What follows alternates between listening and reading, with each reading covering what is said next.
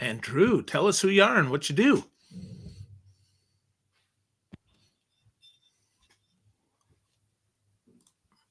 So, Drew, tell us, what's the best or the worst advice you ever got? I have no audio or video. Oh, that's fun. That's fun. Leave and come right back. Okay, you come back, leave, and come right back. Sometimes technical issues happen. So, Jason, what about you, buddy? What's the best or the worst advice that you ever got? What's the best or worst? I think that the best advice, which I think is an interesting one, is, and I'm not so sure it's the best, but I think it was interesting. I'll say that. Never say thank you for payment when you get payment from a client. Because after all, they're hiring you for your service. And, that's what you're providing. So there should not be a need to say thank you. That's so interesting. So, Drew, do you hear us yet? Drew does not hear us yet. Okay. All right. So that's interesting. So, Jason. Sorry, guys, I have nothing all of a sudden. Huh. Okay. It's okay. You just keep talking. I'll keep popping in and out.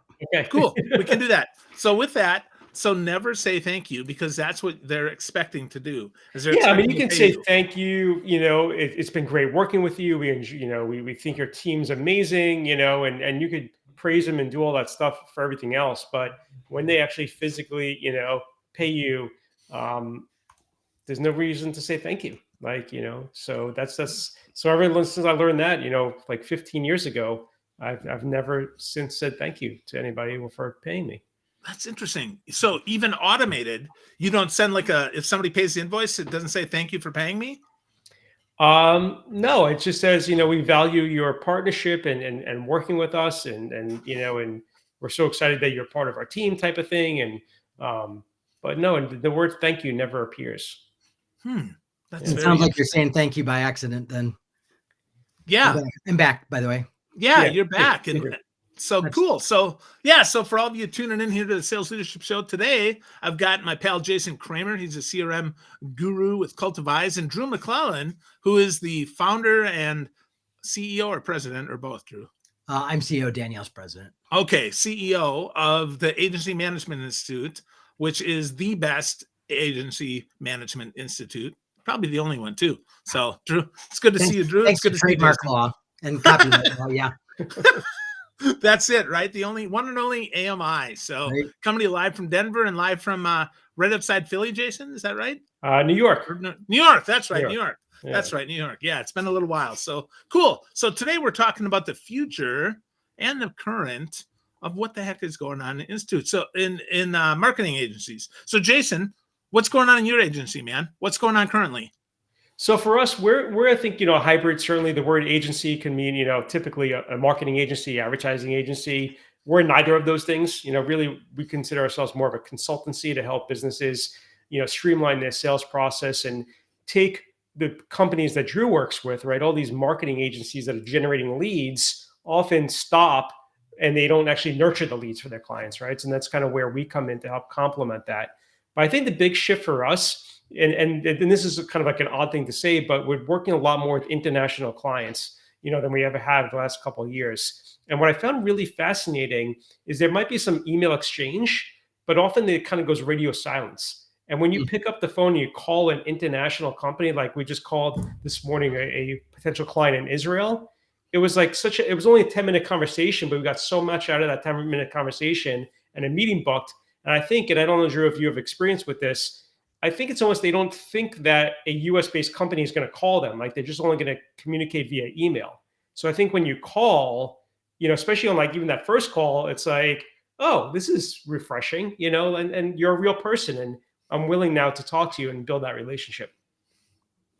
Yeah, I mean, it's all about trust, right? And the more proximity we have, the quicker it is to read both body language and verbal and non-communication or nonverbal cues. And so it makes sense that email feels more arm's length than even a Zoom call or, picking up the phone, even if it's just voice only, which sounds very old school these days.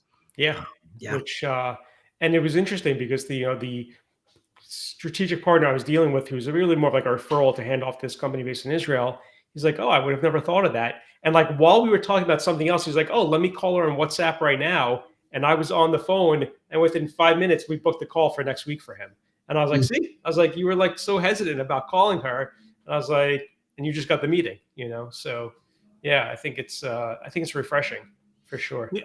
Yeah. So why do we think that is though, guys? I mean, the phone call is the oldest school method in the book, other than actually walking up and knocking on people's doors. So Drew, why do you think people aren't picking up the phone? Is that a generational thing? You think it's people are worried about interrupting, all the above, something else? I think it's a mix. I think it is generational. I think people under 30 are not really sure the thing that they carry in their pocket actually works like a phone, right? It's just a little computer.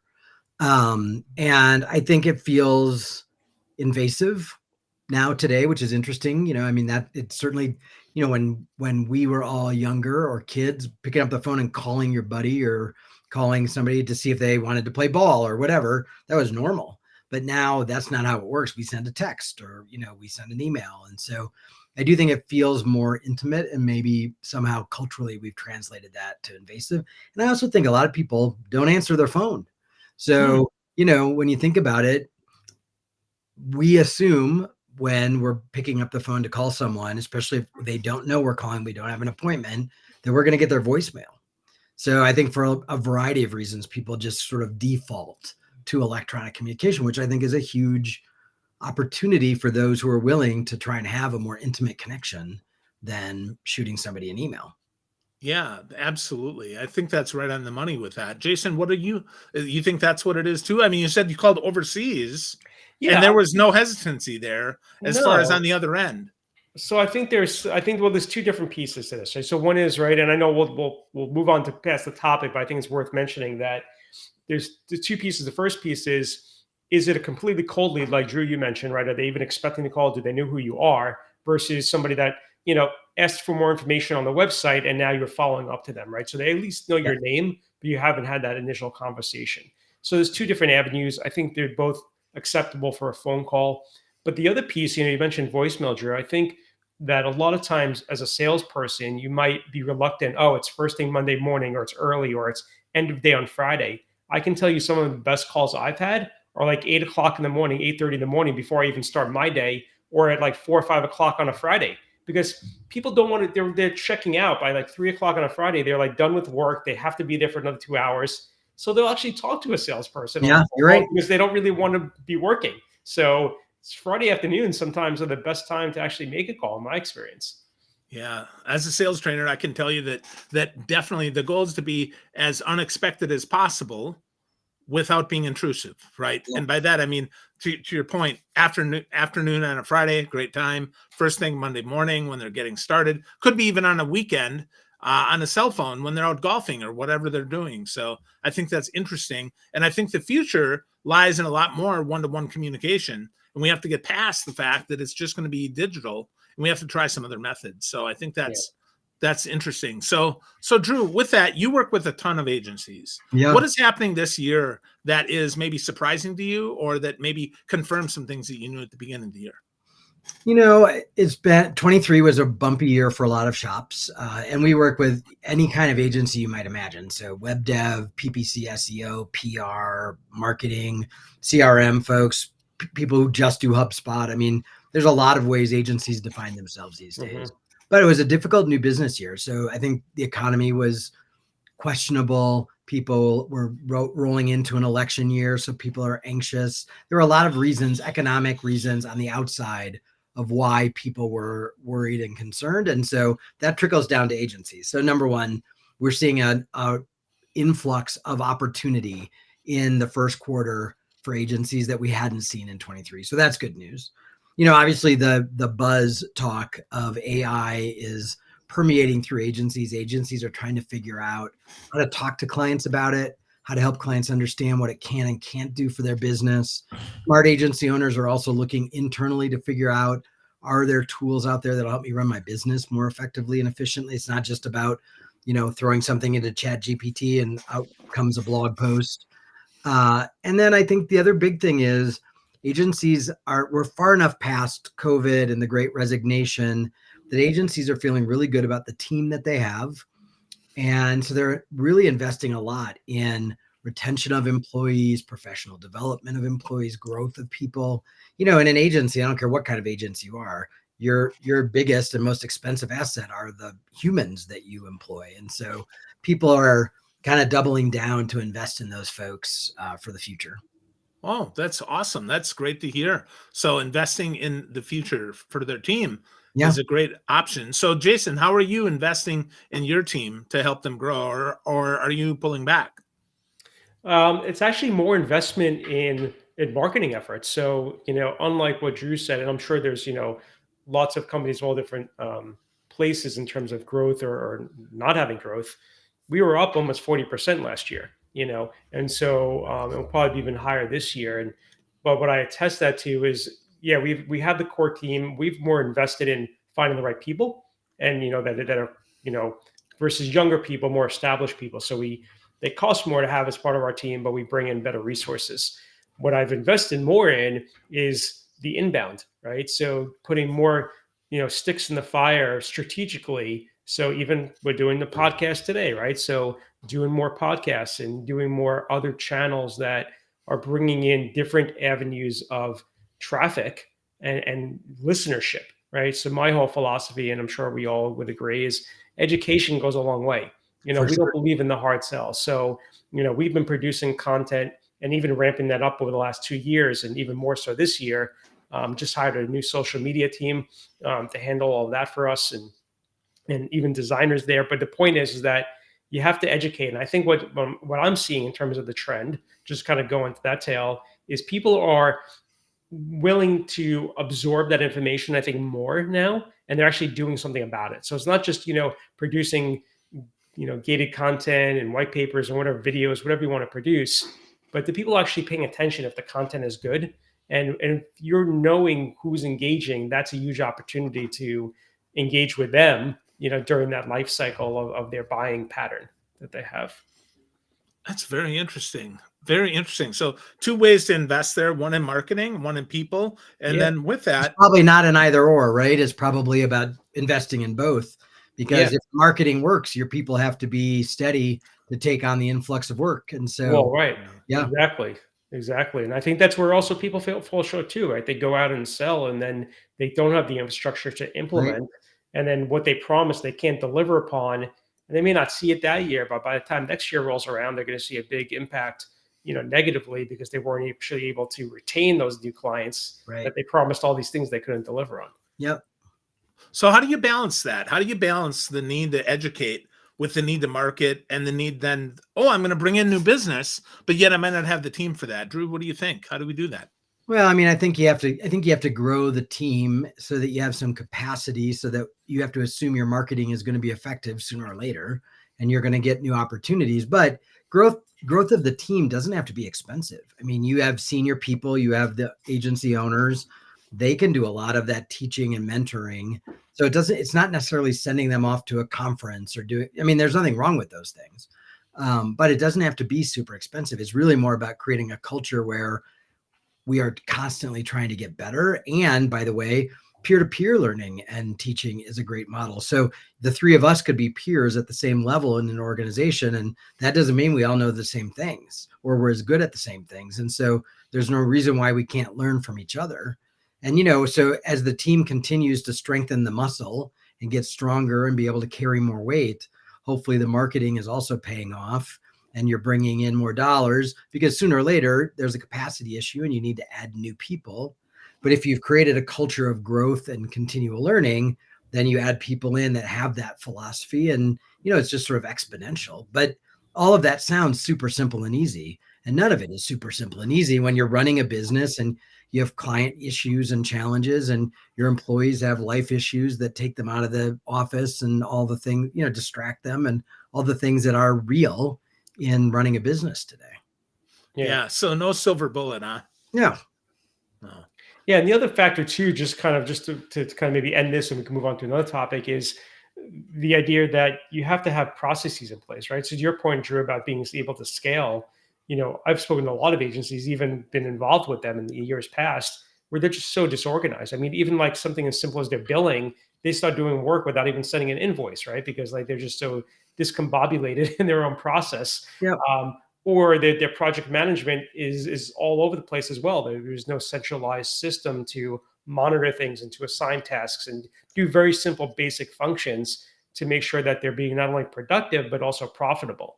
And I think that, and I'm curious of your kind of take on because you've worked with way more agencies than I have. I wonder how many agencies even know if they're profitable or not, right? They think they're busy, they're doing work, but are they making money on that work? Yeah. So if they live in our ecosystem, they do know because we make them do the math. But to your point, in every agency, there are certain sizes, and, you've gone through a lot of growth, it sounds like, so you probably have experienced this. There are certain sizes that when you get to that size, the weight of the burden of that business breaks the systems and processes that got you to that size. And so now you have to reinvent system and process. You have to mature them because a 15-person agency is very different than a 30-person agency. So, if you've grown 40% and you're targeted to grow 50% or more this year, you're probably approaching or at or just got through one of those growth spurts, which forced you to kind of mature up your systems and processes as the work changes, as the team gets more layered. It's easy when you have 5 people and everybody's horizontal and nobody reports to anybody. It's easy for everything to stay in everybody's head, and you don't need a good project management system. And, but you get to 10, 15 people and that doesn't work anymore. Now everybody doesn't know what everybody else is doing. And so there are just moments that happens. And to your point, the most dangerous thing to do, of course, is to grow without paying attention to your infrastructure and the way you get work done, because that's how you do become unprofitable. And eventually clients go away because you're not as sophisticated as they need you to be. And a lot of times then you slide back to that smaller size. So it's really important to sort of manage the way we work in conjunction with the size of the agency and the roles that you have inside the shop. Right. Or you do the very unconventional thing that I did, where even when we were like 2 people, I was running the business like we were a team of 50. We had more processes and more software and things in place that, even probably a 75-person agency wouldn't have, because I'm just a process-oriented person. And I built all those systems so that, as we grew, we weren't catching up to ourselves. We were already ahead of ourselves in terms of the tech stack and the processes that we followed. Yeah, which is very rare. I don't think most people do that. I'm just kind of like, very, sort of, I don't know, like anal retentive that way. I just want to have things organized. Yeah. Most agency owners aren't wired that way, right? They're visionary, they're creatives, they're, and so, and typically when you're a small shop, you're in the work, you're doing the day-to-day work because there's only 3 of you or 5 of you or 10 of you. So the fact that you're wired to be systems and process oriented, your brain's a little different than the average agency owner. And so you probably set yourself up for early success by leaning into what gives you comfort in terms of a business owner. So somebody else, it might be about award-winning creative, but for you, it was about functionality of the business, which is, I'm sure, served you well as you've grown. Yeah. I mean, listen, you're absolutely right. I mean, I've worked with enough creative people to know that not everybody has the left side and the right side brain, right? Even in balance, or even an 80-20 split, sometimes it's all creative. So it's interesting insights. Yeah. Very interesting. Yeah, very interesting. So let's talk a little bit about tech. Let's talk about AI and what that's doing to the business, because that is the hot word. So Drew, how are you seeing folks in your agency world? How are they using AI? Are they just using ChatGPT and maybe a little DALL-E, or what are they doing? Anything? No. Very few agencies aren't dabbling in it, for sure. So some agencies are sort of experimenting with it, but most agencies have adopted a fistful of tools that they are using to serve clients, and a fistful of tools. And let's be honest, we've all been using AI for a long time. We just didn't talk about it this way. So in some cases, this is business as usual.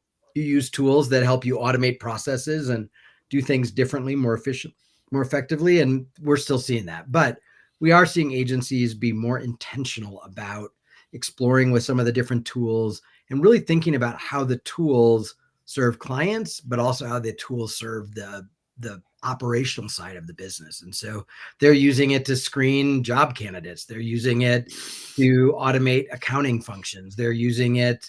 So we have one agency who, is using AI tools. They needed to do a photo shoot where they were putting a piece of jewelry underwater, like in the ocean underwater.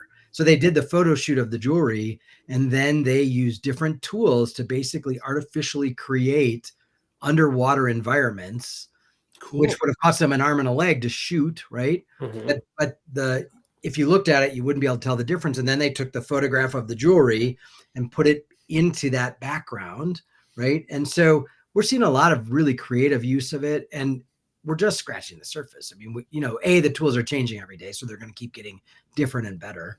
And B, a lot of agencies are using them for data analytics and number crunching. So it's really impacting the business in a lot of different categories, and I feel like we're just starting. Cool. That's cool to hear. So a lot of creative ways and a lot of number crunching ways Yeah. that are less creative but just as important. That's Yeah. good. That's good. Jason, how are you guys using it in your agency? So we're using it more for the higher level outlining of ideas, right? So fact gathering, research information. If we have an idea for a blog or for some social media content, using it to really just kind of see what else is out there. And I find that most, and I think kind of to what Drew's alluding to, and I know we've talked before, even Phil, with other people on the show.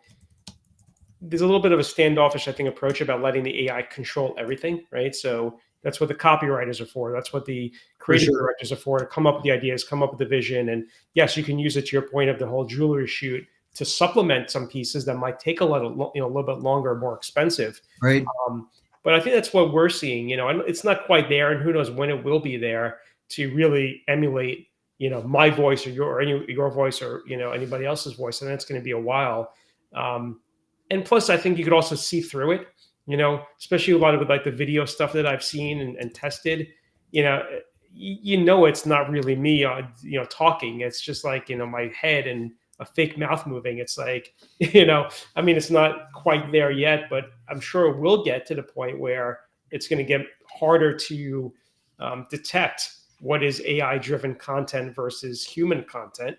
Eventually, at some point, it's I think it will get there.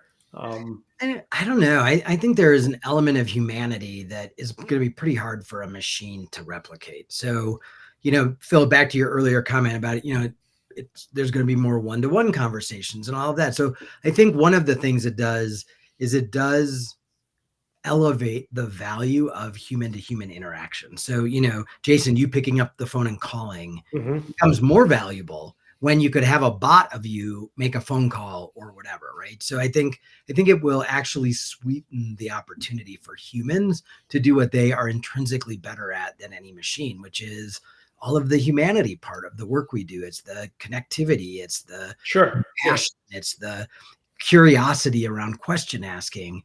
I'm not sure that we'll ever see a machine do that as well as we as humans do, but do I think it's going to help us be effective and efficient and do a lot of things that it takes us a long time to do because it's 12,000 numbers that we're trying to crunch at the same time?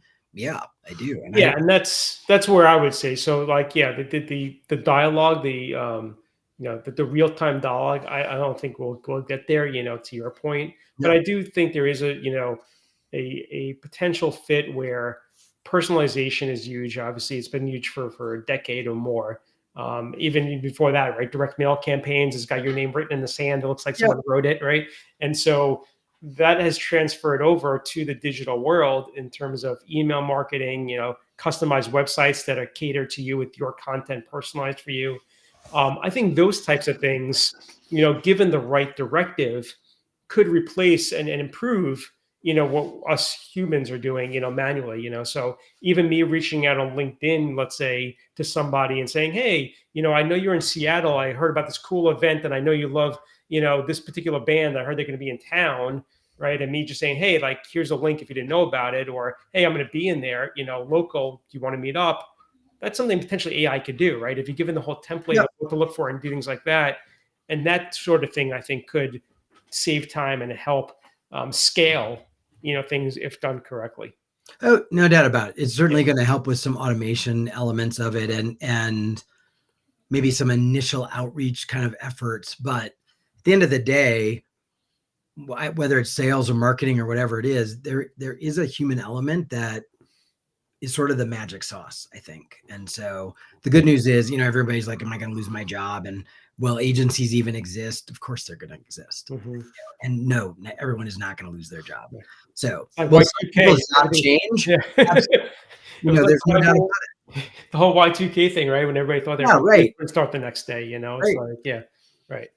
Yeah, things change though, right? That's the whole thing that we're looking at. We think about the editing that often has taken place in some blog posts. Well, Grammarly can do a lot of that already for you. But the creative piece of that and the way you make that flow and the way you create an analogy that nobody's ever heard of before, well, that's not something an AI can do. And maybe one day it can, but not for a long time, in my opinion. That's what I think anyway. Grammarly is a great example. So we've all used Grammarly forever. Right. First of all, so nothing new. But B, I like to write with a lot of fragments.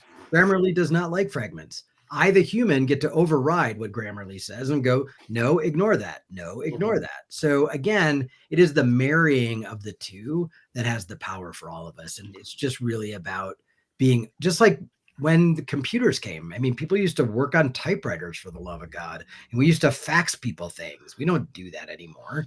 So we don't? I did send you a fax this morning, which, by the way, you had not answered. I know. Yeah. But, you think about it, it's really more about how we work, not whether or not we work, not whether or not we add value. It's just a new tool in the toolbox.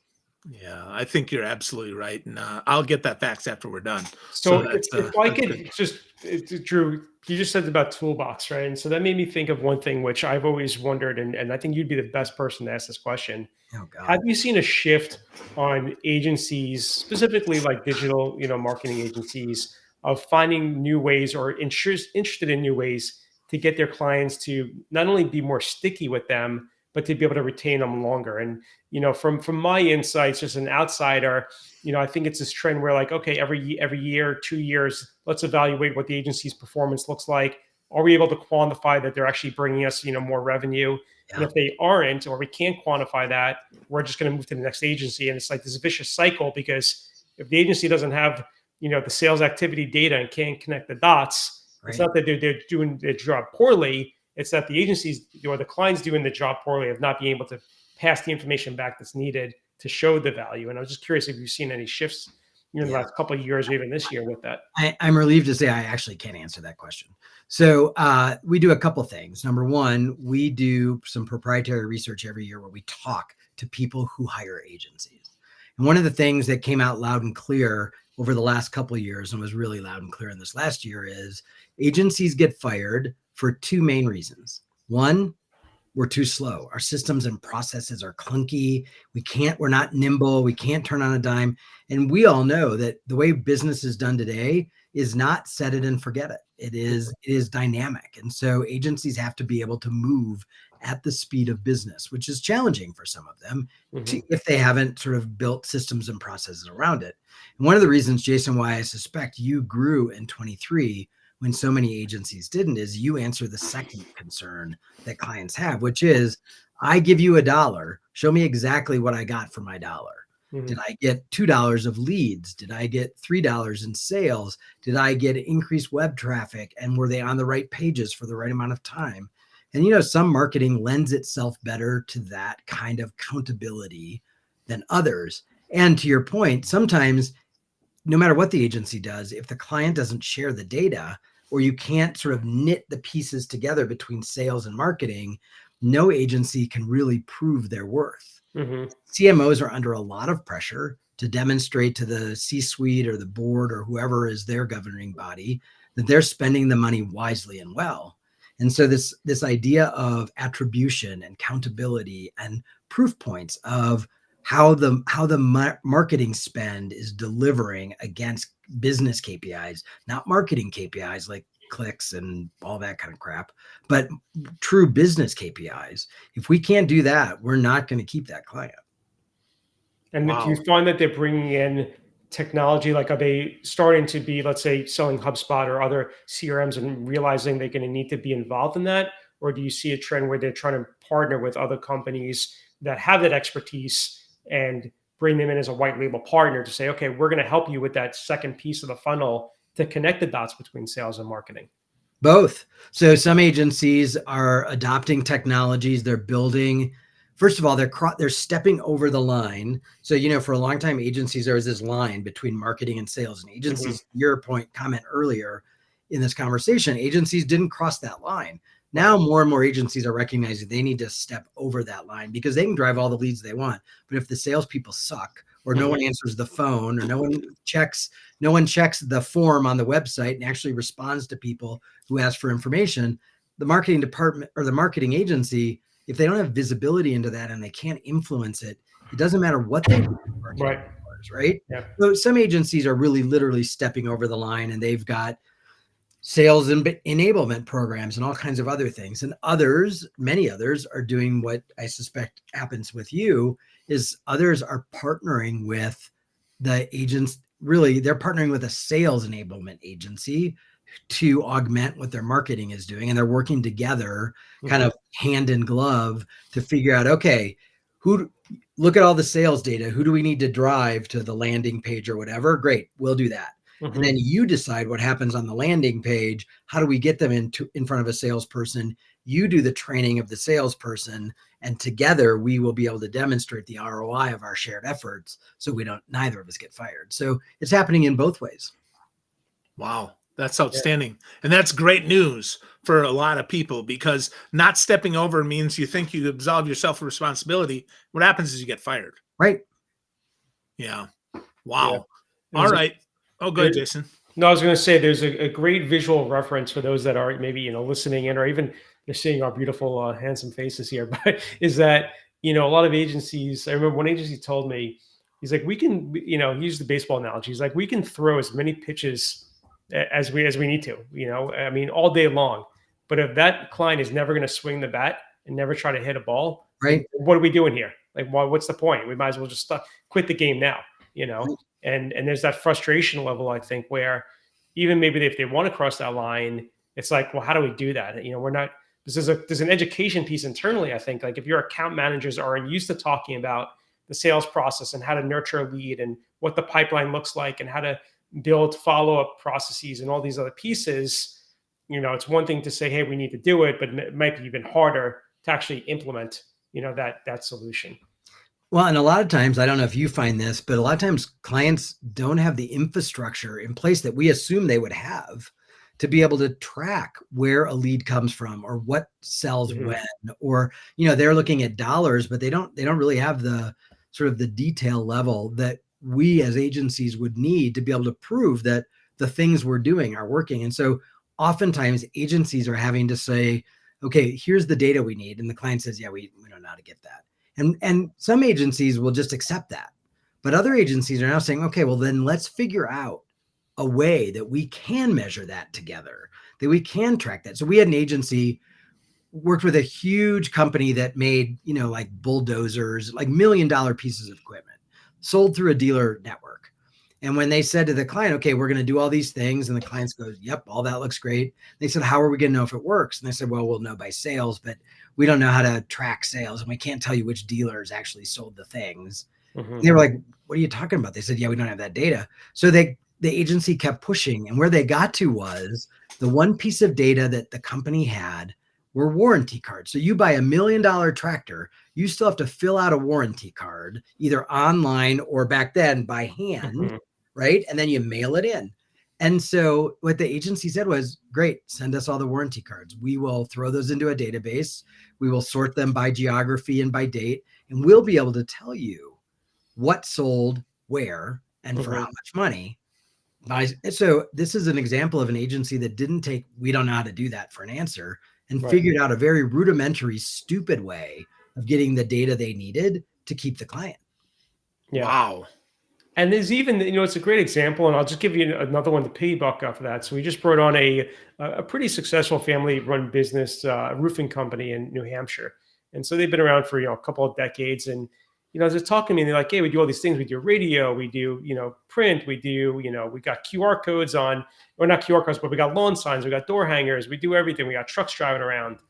And I said, but how are you tracking to know how that's effective? Like, you cost spending a lot of money, tens of thousands of dollars a month on marketing. And he's like, I don't know. He's like, that's why I'm hiring you to figure that out. And so our simple solution is put a unique QR code on your lawn, the lawn signs, on one on the door hangers, one on direct mail, build simple landing pages.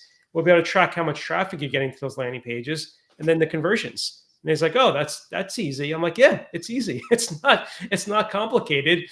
But what does the client do? He goes, prints more, yard signs and other things without the QR code. So I'm like, "What are you doing?" They don't always listen. Tom, Right? I'm like, we gotta do these things in a methodical way to track things. We can't sort of retroactively go back and say, okay, what happened last month if the tracking wasn't in place? Yeah. So, but that's, it's amazing to me. And I'll sort of, I know we're going to wrap up here, but the one thing I think that we could all take away from this is that if you're listening and you're spending any money on marketing at all, whether it be like internally or through an agency, is just to kind of sit back and say, are we able to show that we're actually showing whether or not we're generating revenue? And is that revenue higher or lower than what we're spending on that marketing effort and that channel? And that you have a responsibility. You can't just look to the agency and say, how are you going to improve this? Right.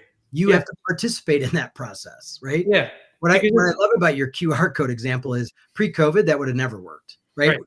QR codes were gone. We were done. So this is a great example of technology kind of coming back. And sometimes we have to see it 2 or 3 times before it gets adopted. And so, when we talk about AI and all those things, it's all iterative and it's all cyclical. And so whatever is true today may not be true tomorrow, but that doesn't mean it won't be true a week from now.